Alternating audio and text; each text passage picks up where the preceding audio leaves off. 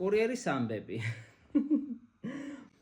პირველად რომ წავიკითხე ეს წიგნი, ჩემზე არ დატოვა დადებითი შთაბეჭდილება, რადგან უკანაც კი მაქვს მიწერილი წუწუნის საოცარი ქრონიკები.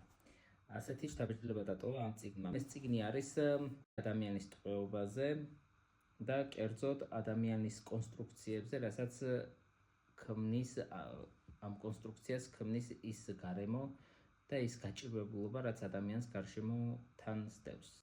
კურიერის ამბები ძალიან კარგად აღწერს კურიერის ყოფას იმ გაჭირვებასა და ეკონომიკურ სიდუხჭირეში, რაც თან ახლავს გარემოს და კონსტრუქციებს. უნდა ითქვას, რომ საკუთარი წარმოდგენები და საკუთარი ემოციები ამ ადამიანს ყოველ ნაბიჯზე დასდევს და ყოველ ნაბიჯზე ხელს უშლის მიაღწიოს იმას, რაც მას უნდა. ეს წიგნი ძალიან კარგად აღწერს ადამიანის ყოფას უცხო გარემოში და ადამიანის ყოფას არა მხოლოდ უცხო გარემოში, არამედ წირი რესურსების პირობებში. თუ ბუნკერში ტყვეობა და კონსტრუქციების ტყვეობა, წარმოსახვების ტყვეობა არის ისტორიული და ფსიქოლოგიური, კურიერის ამბებში ტყვეობა არის ეკონომიკური.